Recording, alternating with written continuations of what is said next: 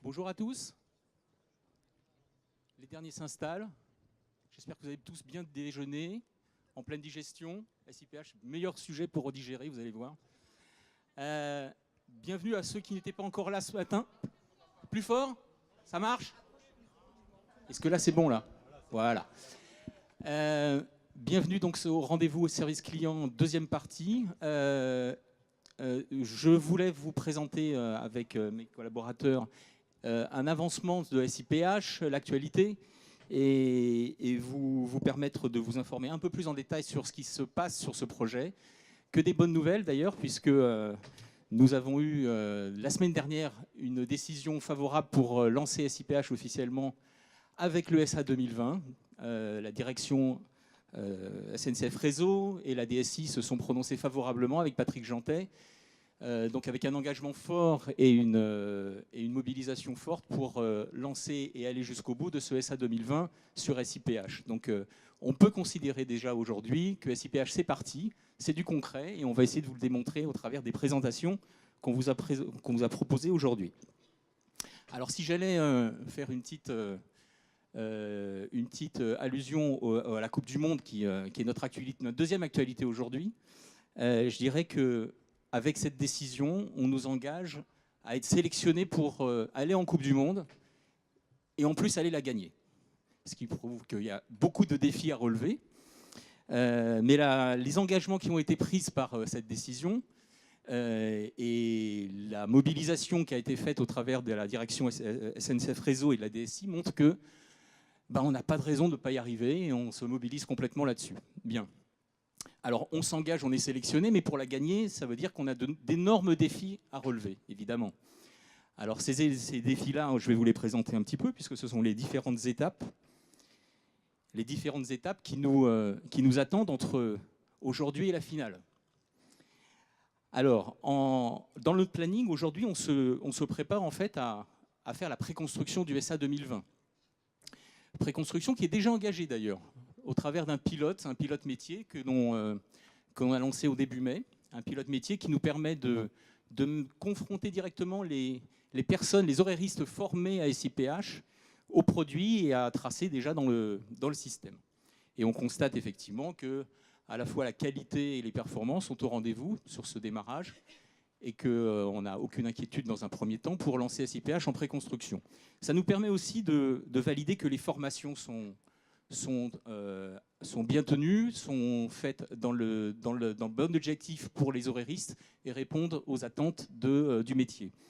Et dernier lieu, le pilote nous permet aussi de nous préparer ce qu'on appelle au maintien en conditions opérationnelles, c'est-à-dire répondre aux difficultés éventuelles que peuvent connaître les horaristes au moment où ils sont avec le produit en main.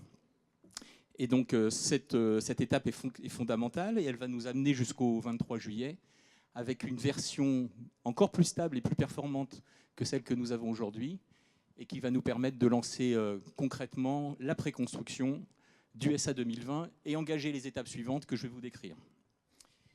Donc après cette étape, on va effectivement sur l'horizon suivant qui est l'horizon de la construction. Alors la construction, elle est en deux étapes. Vous voyez en pastille violette l'ouverture pour SNCF Réseau, donc nos horaristes SNCF Réseau qui vont commencer à travailler en construction dès la fin d'année, dès décembre.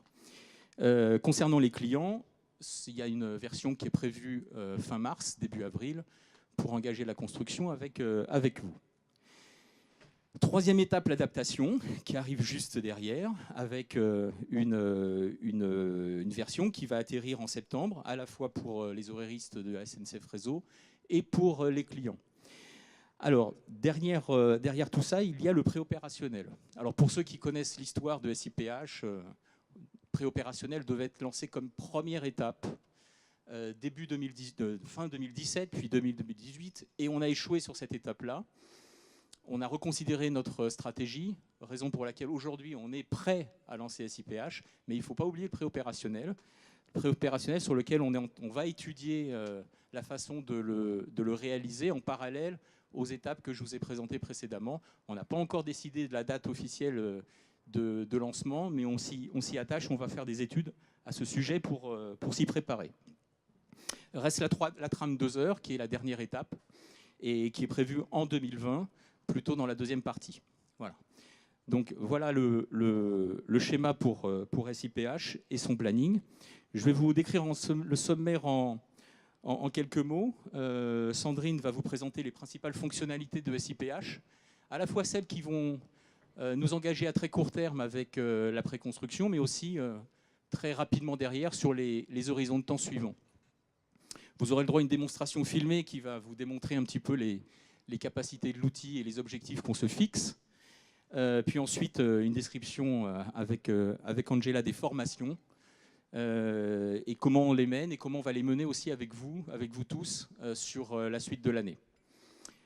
Ensuite, on parlera avec Roméo des services proposés côté SI sur SIPH, les niveaux de services différents et le catalogue que l'on propose.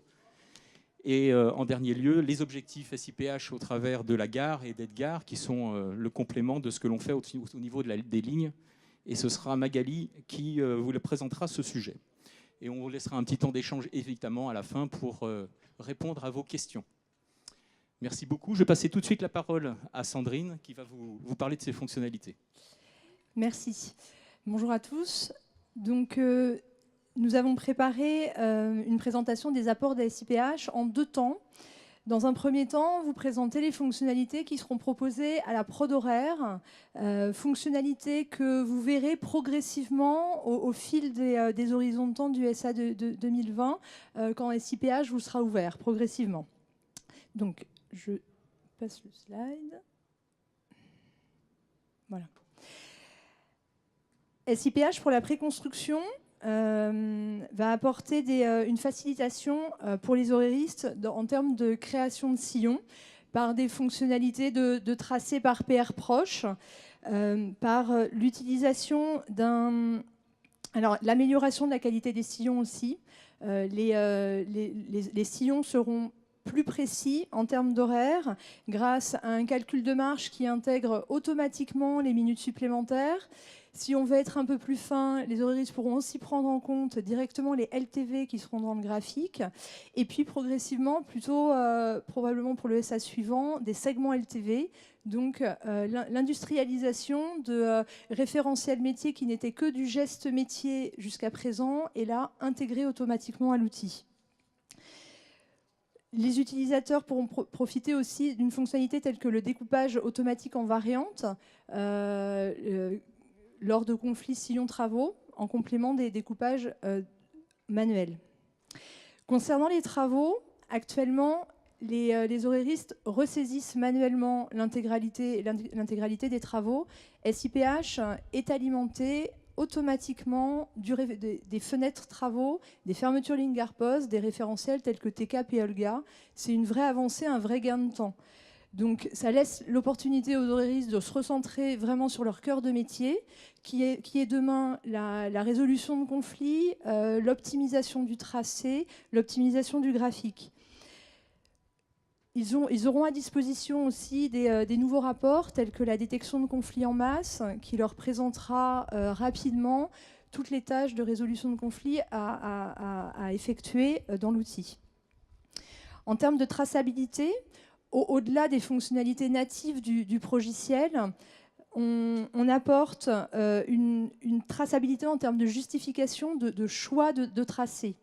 Par exemple, dès qu'un sillon sera publié vis-à-vis de vous, si il vibre à cause des travaux, par exemple, on demande une justification qui sera tracée et qui sera réexploitée par les horaristes qui travaillent sur les horizons de temps suivants.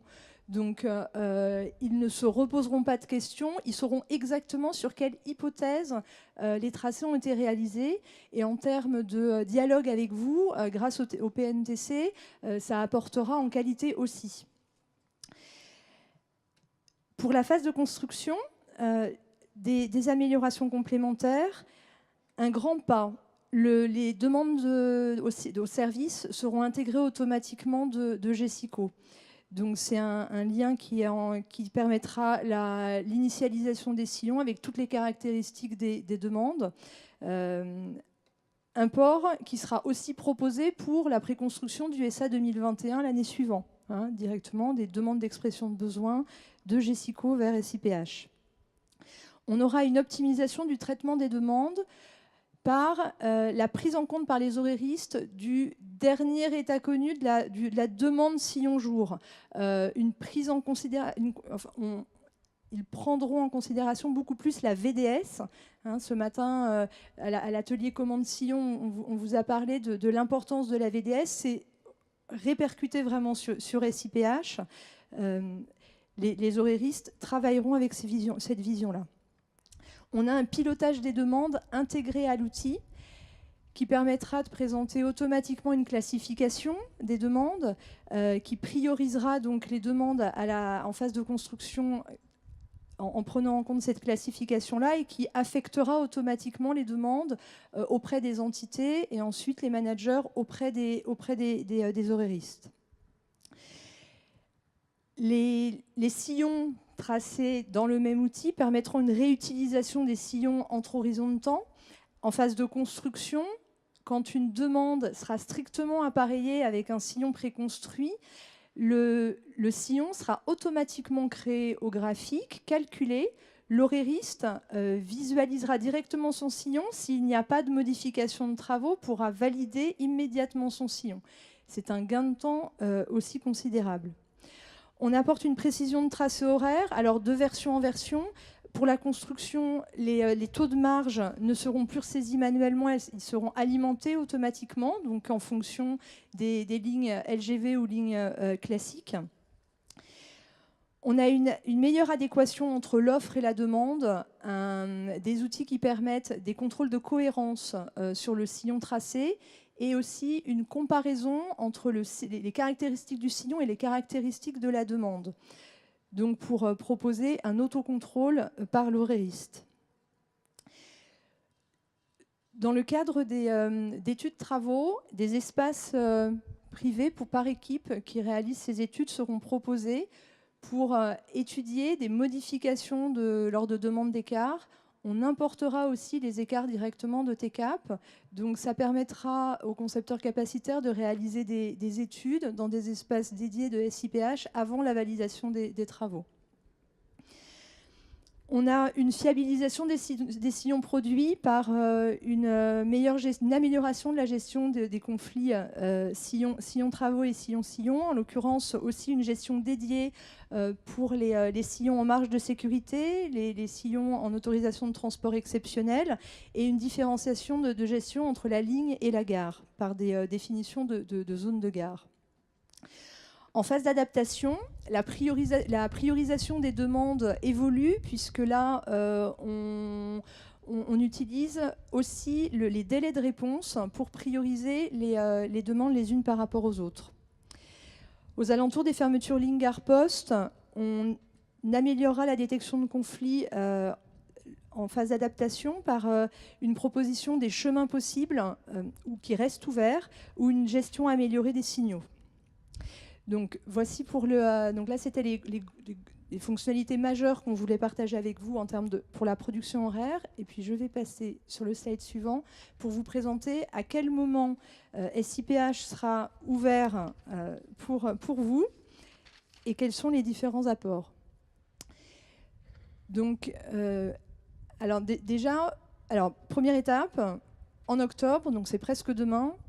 Pour débuter la phase de concertation de la préconstruction, on va vous proposer des outils équivalents à aujourd'hui. C'est-à-dire que vous continuerez à recevoir régulièrement les catalogues intermédiaires, les fiches de tracé au format PDF maintenant, accompagnées du CSV, et les grilles de concertation de comparaison de vos demandes d'expression de besoin avec les sillons tracés seront aussi proposées sur votre périmètre.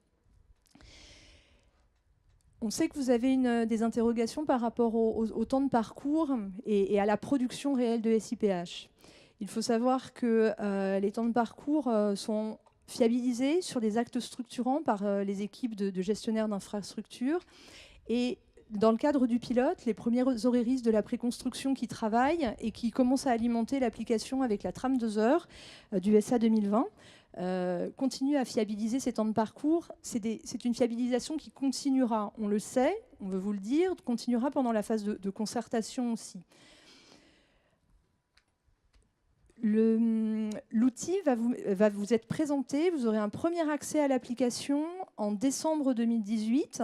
Vous aurez la possibilité de consulter une photo du catalogue préconstruit en mode anonymisé. Photos dans lesquelles il y aura les préconstruits, mais aussi une visualisation des travaux et d'autres obstructions telles que les LTV, les minutes supplémentaires. Donc photos travaux équivalent au PGF que vous avez sous un autre mode aujourd'hui issu de TCAP. Deuxième photo actualisée en février 2019. En fin de phase de construction, une autre photo au moment du projet de l'HDS, et puis en septembre, au moment de l'HDS définitive. Ces deux photos-là sont non anonymisées parce que flux public. À partir de septembre, une vraie amélioration pour préparer l'adaptation sera que vous aurez accès à SIPH en temps réel. Vous visualiserez tous les sillons validés et les travaux validés en temps réel. Donc là, c'est un vrai plus puisque vous aurez la possibilité de préparer vos demandes avec la visualisation du graphique en toute transparence. On a une amélioration de la qualité des réponses. Aujourd'hui, les états courants du sillon vous proposent qualitativement au sillon jour un état de la réponse technique.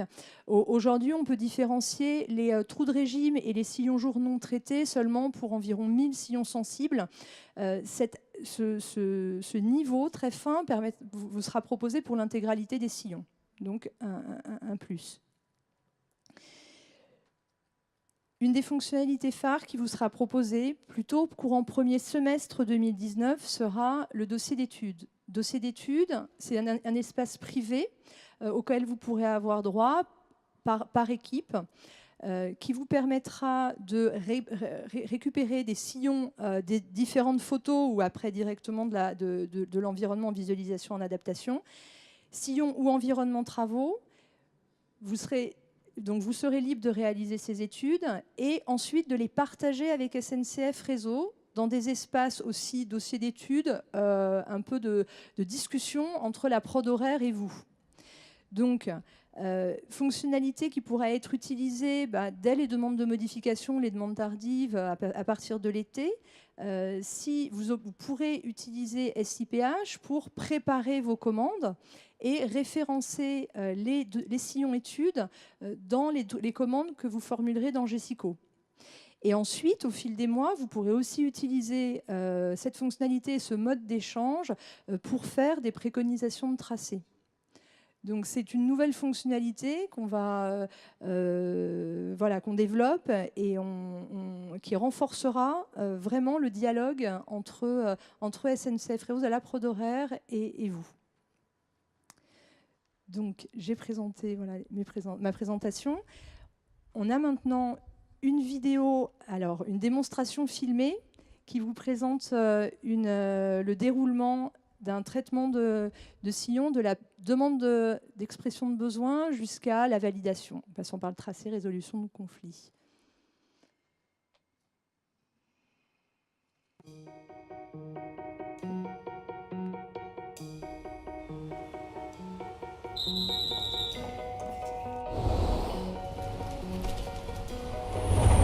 Le système industriel de production horaire, SIPH, est un outil intégré qui couvre l'ensemble de la chaîne horaire. SIPH permet d'améliorer la qualité de la production horaire, d'optimiser l'utilisation de la capacité du réseau, de nourrir le dialogue industriel avec les entreprises ferroviaires et de moderniser le métier d'horairiste. SIPH comporte 3 vues synchronisées: l'éditeur d'infrastructure, le graphique espace-temps, l'éditeur de planification. Démonstration avec la création d'un sillon, son calcul de marche par application de minutes supplémentaires et son traitement suite à une résolution de conflits travaux.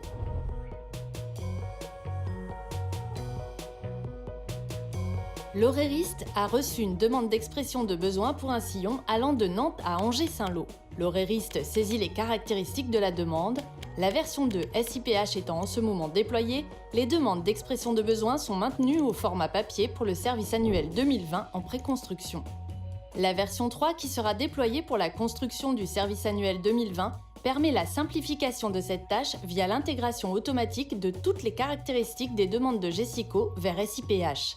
Certaines informations seront enrichies automatiquement, comme par exemple le taux de marge de régularité par typologie de voie. L'étape suivante consiste à lancer un premier calcul pour définir l'itinéraire du sillon. Il est alors visible sur l'éditeur d'infrastructure.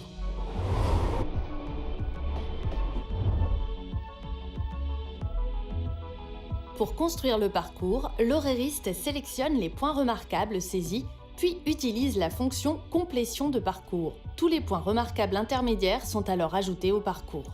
D'autres fonctions pour constituer le jalonnement du parcours peuvent être utilisées, comme la copie de jalonnement d'un autre sillon, l'insertion de points remarquables un par un, ou encore l'insertion de points remarquables proches. SIPH propose dans ce cas une liste de points remarquables qui peuvent être empruntés.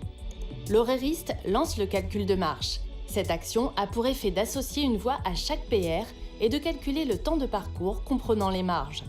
Ici, il ouvre le graphique espace-temps à partir du sillon, ce qui permet d'avoir une vision calquée sur son jalonnement. Il sera également possible de créer un graphique espace-temps personnalisé en fonction de points remarquables sélectionnés à partir de l'éditeur d'infrastructure. Sur le parcours du sillon, il existe un objet minutes supplémentaires entre Thoiry et Ingrandes-sur-Loire, visible au graphique espace-temps et à l'éditeur de planification. Pour prendre en compte ces minutes supplémentaires, l'horériste active le mode de calcul temps supplémentaire et lance le calcul de marche. Le temps de parcours a ainsi été modifié en conséquence. Ce mode de calcul sera activé par défaut pour tous les sillons calculés afin que les minutes supplémentaires existantes soient prises en compte. SIPH permet de créer des variantes automatiques en fonction du régime de la minute supplémentaire via la fonction scission du sillon par obstruction temporaire. Il sera possible d'activer le mode de calcul avec prise en compte des limitations temporaires de vitesse pour analyser leur impact sur le temps de parcours.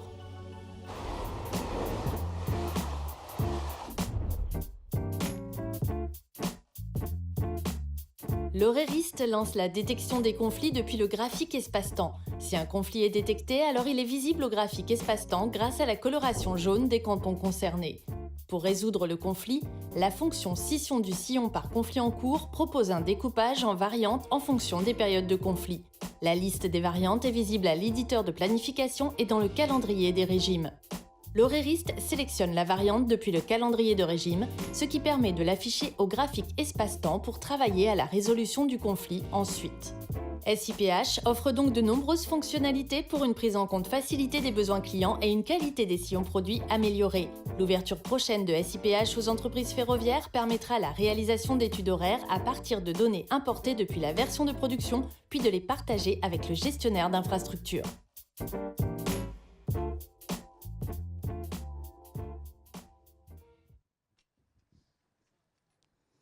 Voilà. Vous avez sûrement reconnu quelques personnes. Alors, je vais vous parler des formations. L'idée, il faut que je mette peut-être la slide suivante. Donc, voilà. Donc, l'idée pour les formations, c'est qu'on va former... Alors, juste avant de commencer, je voudrais juste vous dire que pour la version 2, on a formé 55 personnes. Donc, c'est pour la préconstruction. Et qu'à terme, quand on aura déployé l'ensemble des versions et des horizons de temps, pour SNCF Réseau, on arrivera à 750 utilisateurs formés. Voilà. Donc, de votre côté aussi, vous allez être concernés par les formations. Donc, on va former des formateurs chez vous, dans vos entités. Et ensuite, ce seront ces formateurs-là qui vont former les utilisateurs finaux chez vous.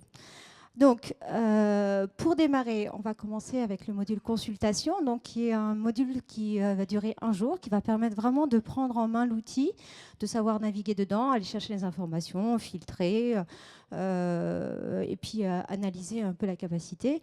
Et puis également, quel que soit le temps quelle que soit la phase horaire sur laquelle on va travailler. Donc, au début, on aura un graphique anonymisé, comment est-ce qu'on l'interprète, comment est-ce qu'on reconnaît ces sillons. Donc, ce sera l'objet de ce module-là. Et puis après, il sera adaptable aussi par rapport aux autres phases où après, vous aurez une visu au moment où il y aura le HDS, où vous aurez toute la vision du graphique.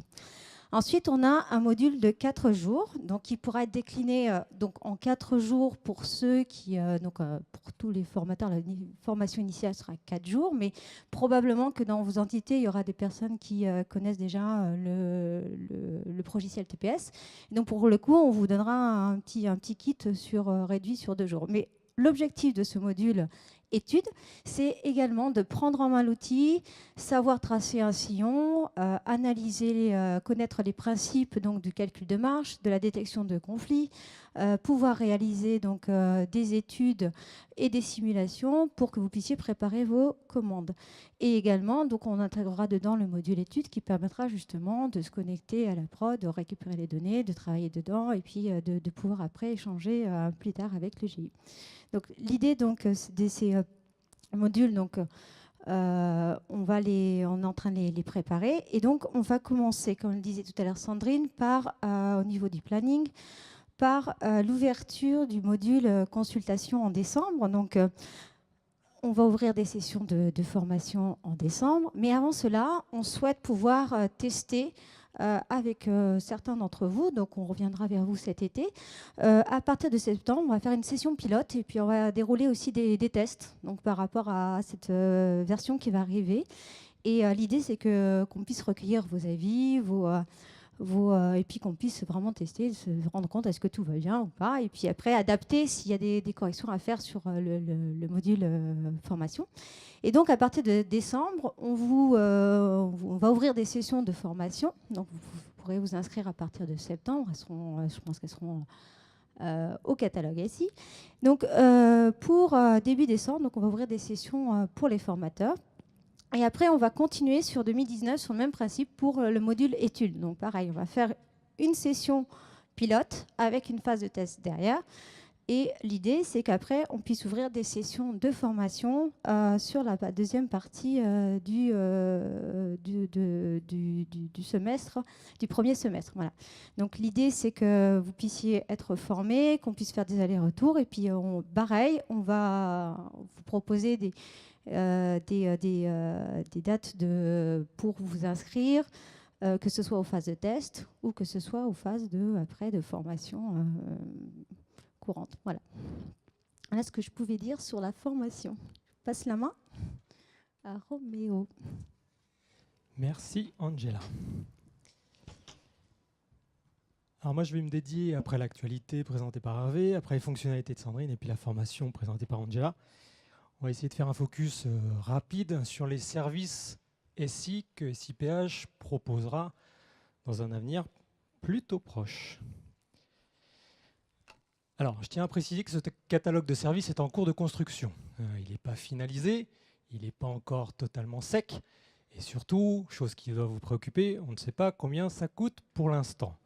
Simplement, on se projette sur des services aujourd'hui. Donc, on en a identifié 4 à date. À voir comment est-ce qu'aujourd'hui ça se recoupe par rapport à des choses que vous connaissez.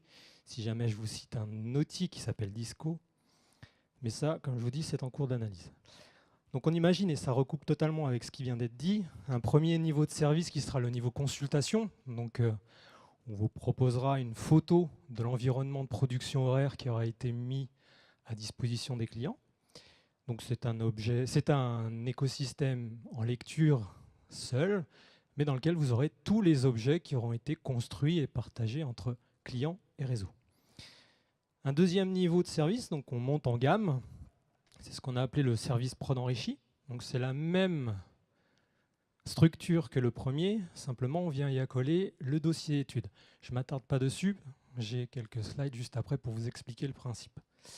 On continue à monter en gamme et c'est ce qu'on appelle le service études. Cette fois-ci, vous aurez quasiment un environnement qui vous sera dédié, dans lequel vous pourrez manipuler tout un tas d'objets, que ce soit de sillons, des objets travaux, dans lequel finalement vous allez vous projeter sur un environnement complètement à vous.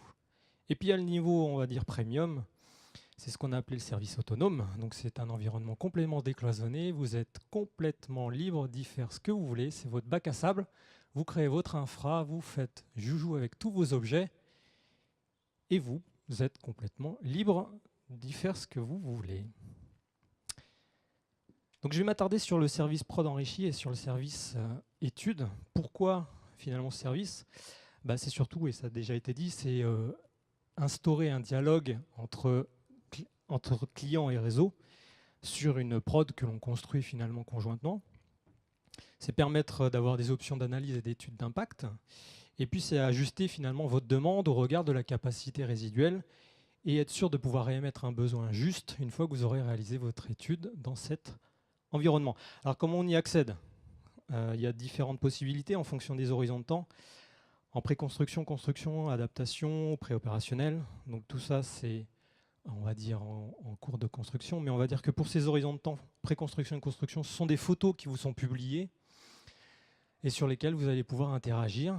À noter qu'il y a des phases de concertation. Et donc ça a été dit par Angela, il y a des phases anonymes. Vous ne saurez pas à qui appartient quel sillon. Hein. On doit respecter l'équité tant que la prod n'est pas publiée.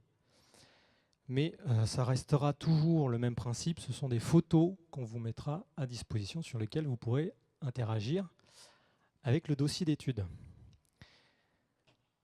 Deux niveaux d'habilitation qu'on imagine, soit vous souhaitez y accéder qu'en consultation, soit vous souhaitez également pouvoir interagir dans ce dossier et on vous permettra de modifier les sillons à l'intérieur de cette enveloppe. Et enfin, deux options, deux modes de fonctionnement, le connecter, le déconnecter. Alors, je ne vais pas rentrer dans le détail, simplement vous pourrez créer finalement cette enveloppe d'études à partir d'un objet de la prod horaire. Donc depuis un sillon, vous pourrez créer cette enveloppe, ou vous pourrez créer tout un écosystème à partir d'une initialisation en masse de sillons ou de travaux. Voilà. Le service études, il est quasiment identique, sauf que là, vous allez vraiment être autorisé à faire des gestes beaucoup plus aboutis, beaucoup plus fins, beaucoup plus précis, et surtout, vous allez être beaucoup plus libre dans la gestion de vos sillons et de vos objets de travaux, si jamais vous aviez besoin d'en utiliser. Quelques limites cependant à ce service, étant donné qu'on partage les référentiels entre clients et SNCF Réseau, vous ne serez pas habilité à pouvoir modifier l'infrastructure, vous ne serez pas habilité à gérer les référentiels sur lesquels s'appuient vos sillons, je parle des CS ou des TCT par exemple, mais d'autres référentiels. Donc il y a quand même des limites à l'exercice. On imagine quand même des mises à disposition, des rafraîchissements d'infra ou de données de référence selon des conventions de service qu'il faudra monter entre réseau et vous. Très rapidement, un planning de mise à disposition de ces services. Alors j'ai fait un focus sur les services dédiés aux évolutions autour des études.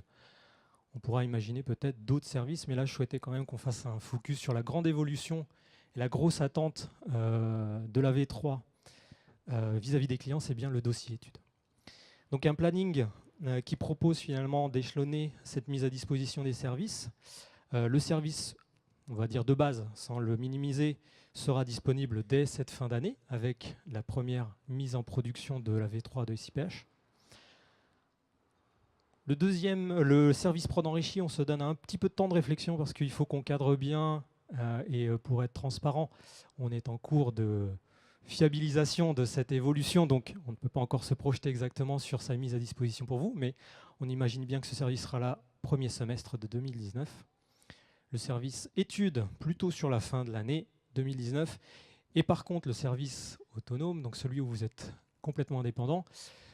Là, il y a une vraie réflexion technique à mener, il y a une vraie convention de service à réaliser, une étude d'impact, un dimensionnement machine, donc ce n'est pas quelque chose qu'on peut mener comme ça en quelques jours. Il y a une vraie réflexion à mener tous ensemble sur ce qui est votre attente par rapport à ce service et comment est-ce qu'on peut le mettre en application.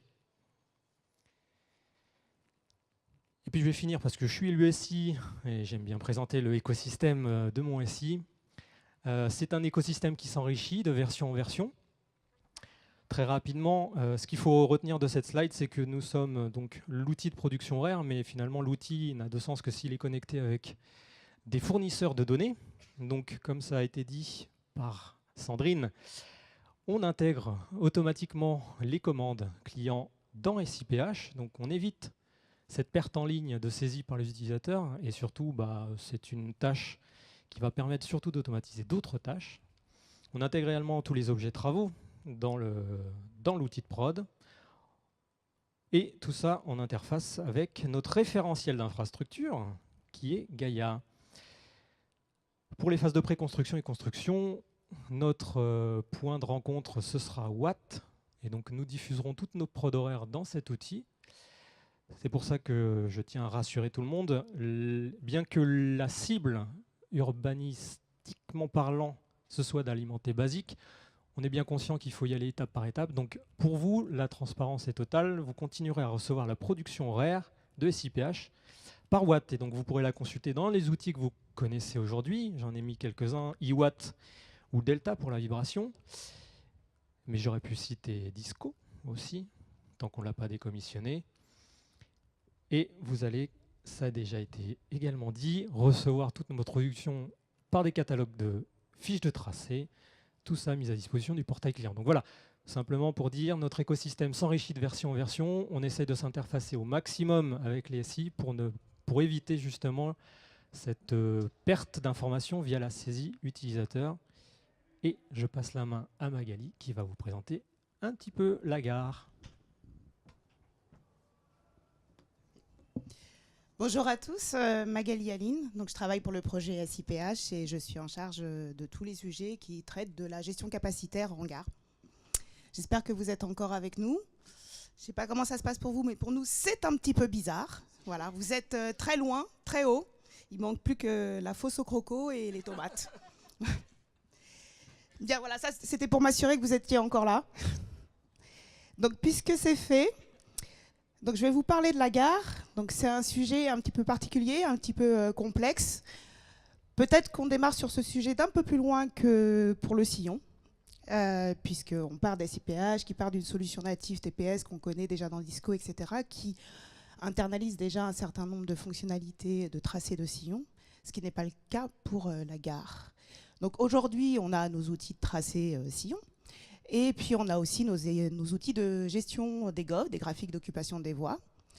On a des entités sillon, donc les horaires,istes, et puis on a des entités GOV, les bureaux horaires locaux, qui sont dispatchés dans les établissements circulation et qui travaillent dans leur coin. Alors bien sûr, pas complètement, on a une itération, un ligne gare qui se fait oralement, et puis on a une itération locale sur laquelle on se repose beaucoup.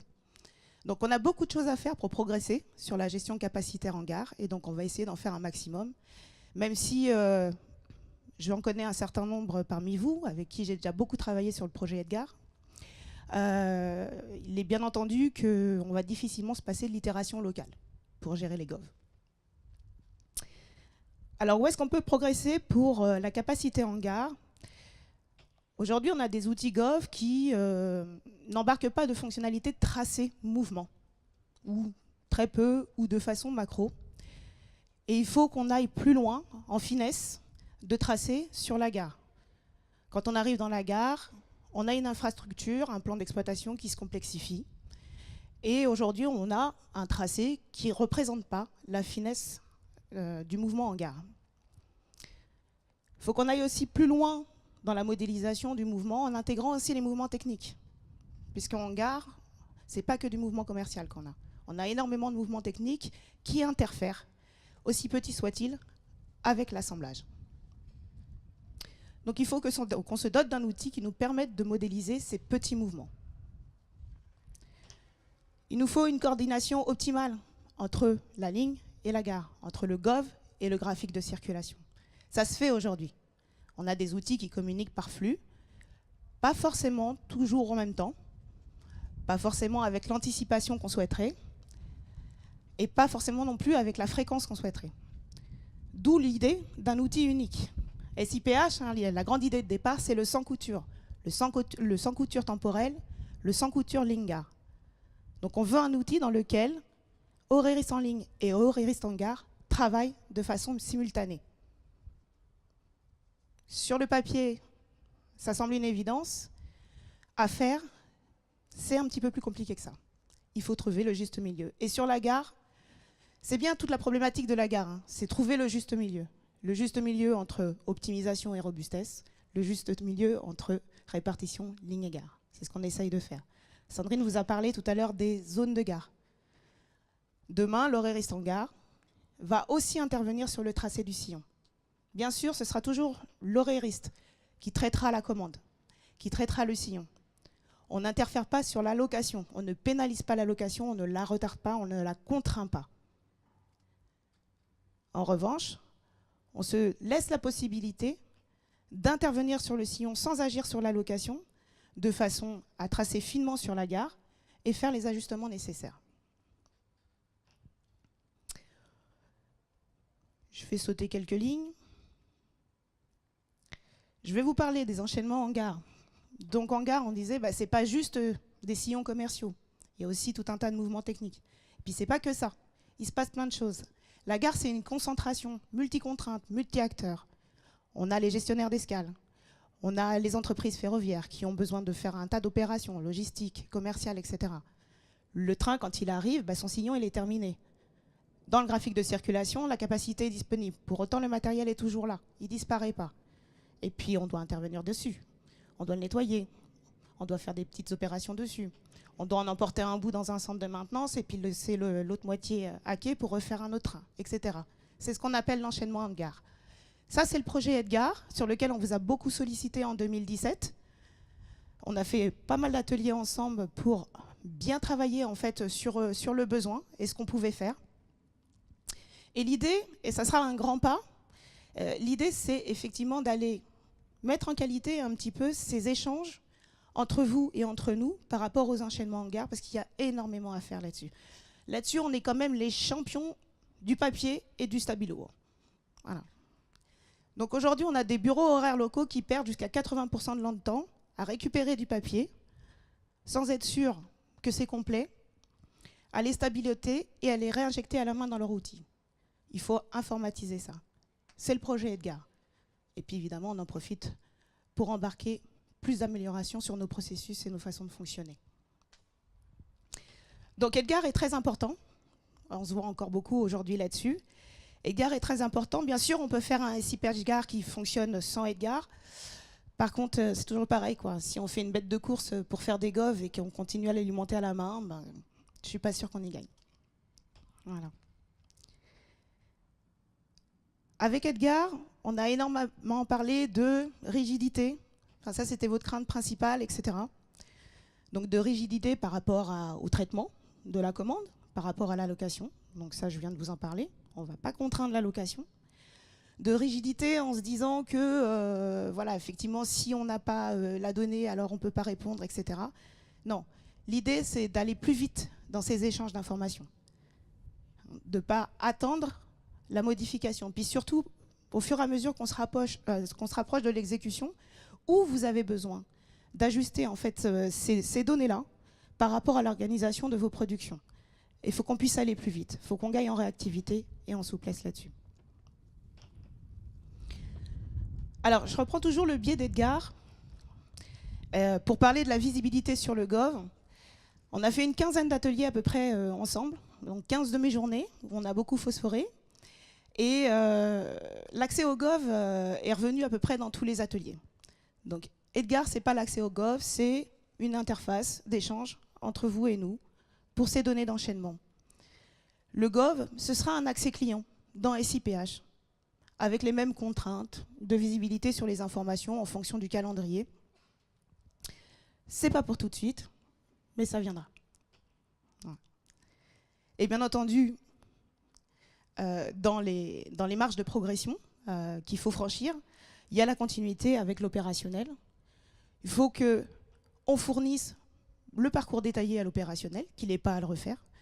Il faut que Edgar reste l'interface unique d'échange entre réseau et nos clients pour les données d'enchaînement, et y compris en opérationnel. Et c'est ce sur quoi on travaille aujourd'hui.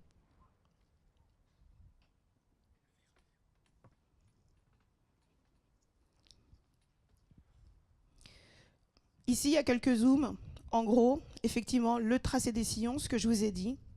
L'Auréris continue à traiter la commande et à y répondre.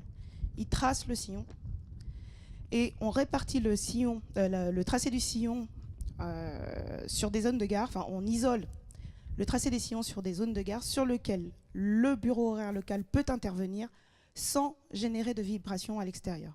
Donc ça, c'est une grande complexité au niveau des fonctionnalités gare. On appelle ça la variante gare.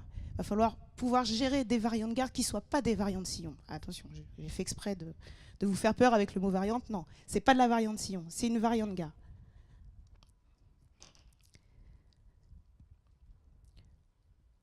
L'assemblage du GOV, on a parlé, donc un outil unique pour gérer le sillon, pour gérer l'enchaînement et pour intégrer aussi les normes et contraintes en gare.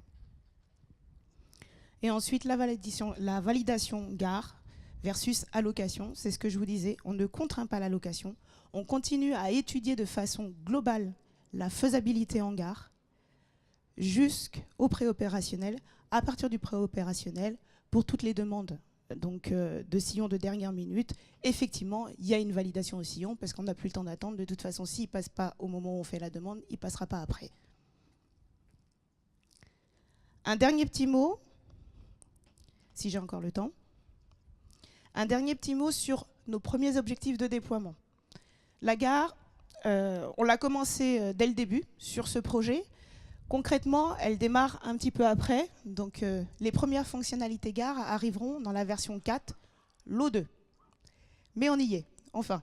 J'en suis très heureuse. Donc, on est sur un périmètre fonctionnel du point de vue SCPH qui a été réduit, parce qu'il y a énormément de choses à faire. On a fixé des priorités. On a fixé la priorité justement vis-à-vis d'Edgar, pour embarquer effectivement cette automatisation en fait, des échanges d'informations et d'intégration des données d'enchaînement, de vos données d'enchaînement dans SIPH. On a mis aussi la priorité évidemment sur la répartition ligne-gare, donc avec la mise en place des zones de gare. Et on va travailler par contre, on va perdre un petit peu dans l'idée de la synchronisation puisqu'on va travailler essentiellement, on va travailler uniquement pardon, dans un environnement d'études. Donc un environnement d'études qu'on va constituer avec des sillons prod, etc., qu'on va copier, et qu'on va essayer d'actualiser le plus souvent possible. En revanche, on ne travaillera pas en simultané dans l'environnement de production avec l'horairiste en ligne. Et puis on va commencer aussi sur des horizons où aujourd'hui on n'a pas forcément d'outillage, comme de la préconstruction ou de la construction, et de façon à sécuriser effectivement ce qu'on apporte avec ce nouvel outil. Donc ça veut dire concrètement qu'il n'y aura pas de préopérationnel. Vous n'aurez pas, malgré les accès qui seront disponibles à ce moment-là, les accès clients, vous n'aurez pas de vue sur le GOV puisque ce GOV théorique ne sera pas constitué dans l'environnement de production. Voilà. Et au niveau des liaisons informatiques, on a proposé avec le projet Edgar aussi d'informatiser le retour, donc de vous proposer des liaisons informatiques pour récupérer les données d'enchaînement issues du GOV, évidemment vos données d'enchaînement, pas celles du voisin. Et alors ça c'est pareil, donc ce sera pour une étape ultérieure. Aujourd'hui, l'étape ultérieure, j'espère bien que ce sera la version 5. Voilà. On réfléchit dessus et pour aller un petit peu plus loin. Je vous remercie de votre attention.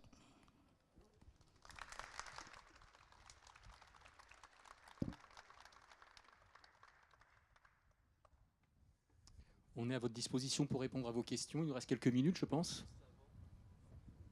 Alors, on va prendre quelques questions. Juste avant, s'il y en a qui veulent participer aux ateliers, ils peuvent s'y rendre maintenant. Et s'il y a d'autres personnes qui veulent poursuivre les questions et poursuivre le débat ici, elles peuvent poursuivre tout à fait.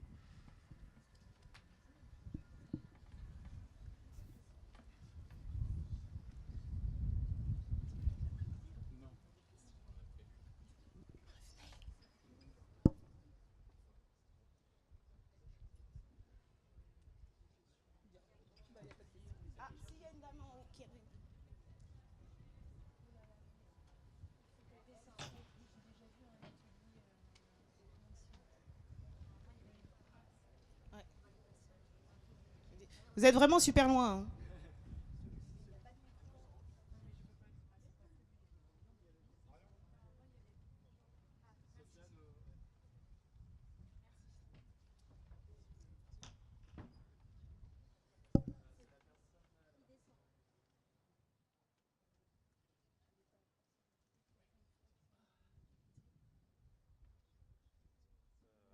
Je peux les poser directement à l'équipe projet.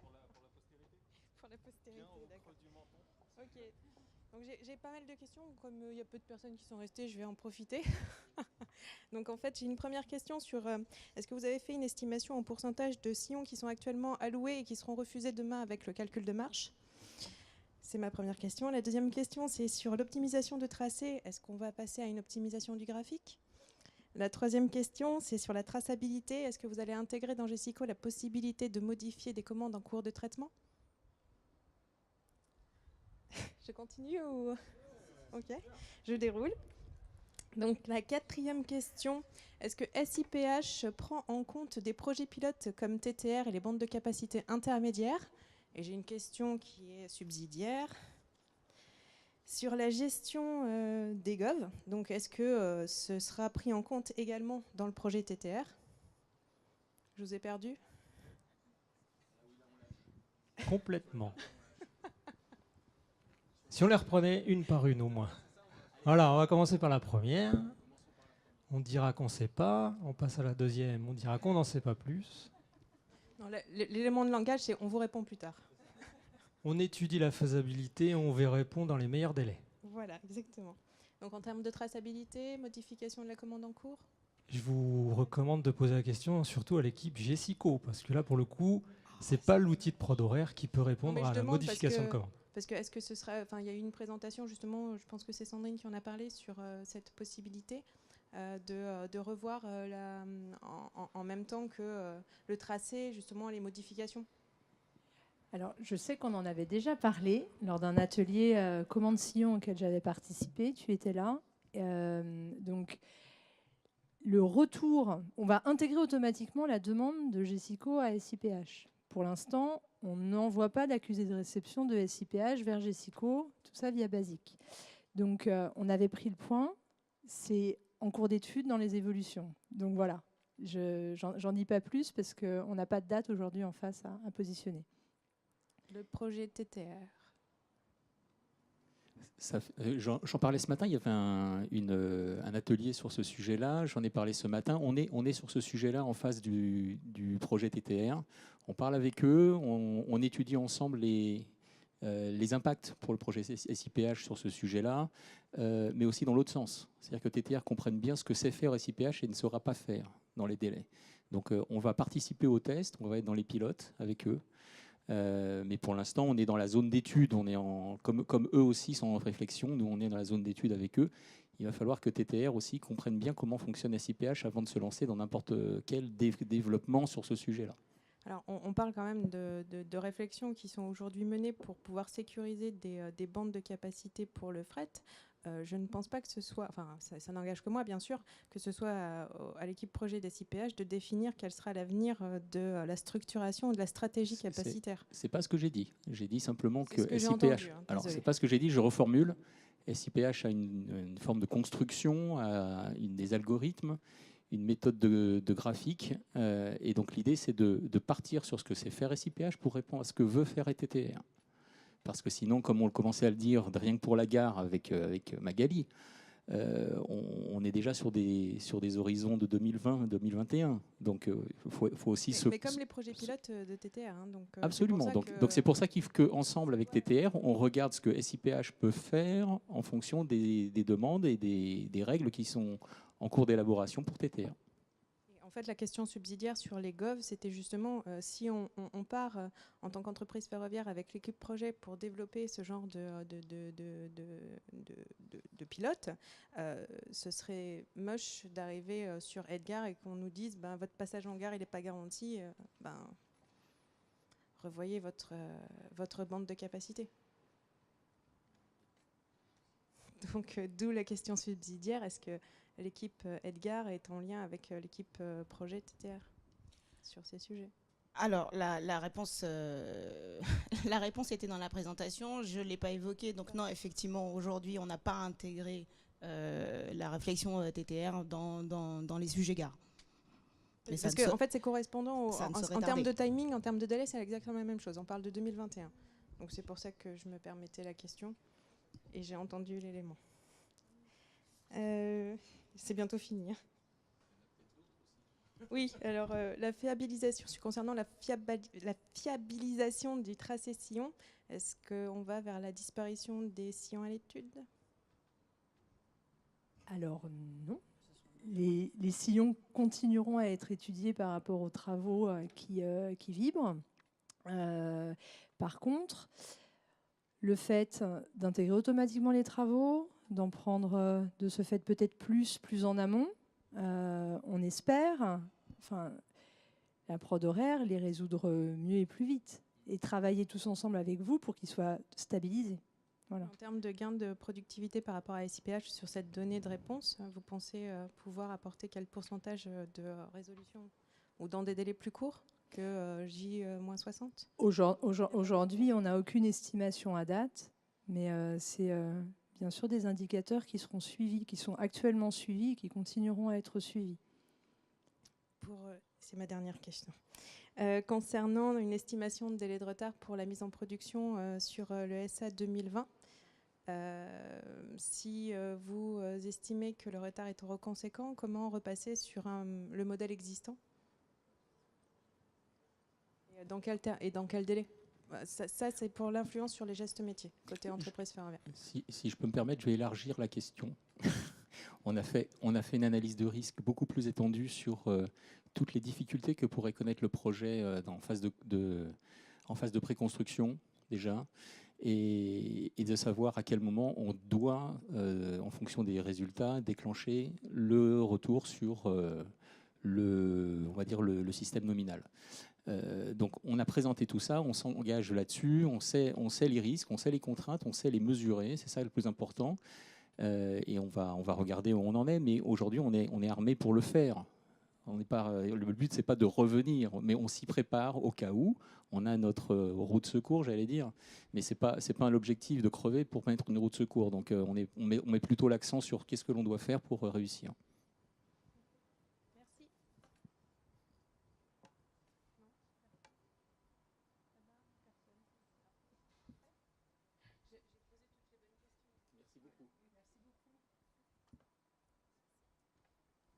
Y a-t-il encore des questions ?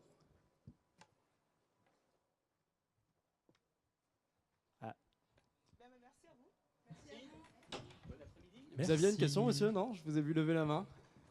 Une question de Bertrand, peut-être. Non ? Sûr ? Okay. Allez, Raphaël. Pas trop compliqué la question, Raphaël. Non, là, c'est dangereux ce que tu fais là. On t'aime bien. Hein. Synthétique. On t'aime.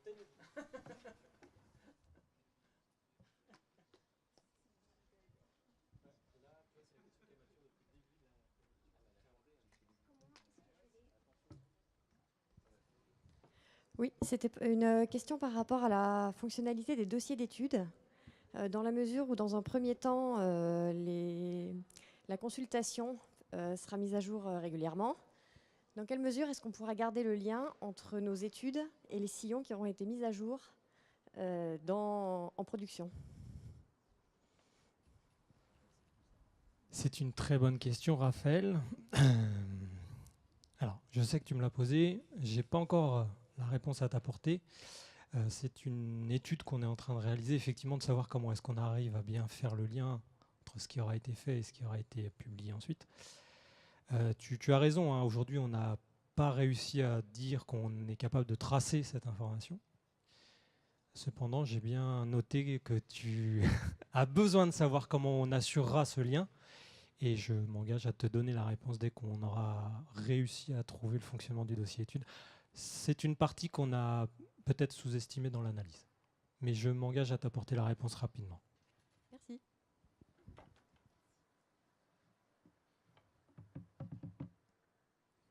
Plus de questions ? Merci à tous. Merci à vous. Merci. Alors vous pouvez continuer votre après-midi.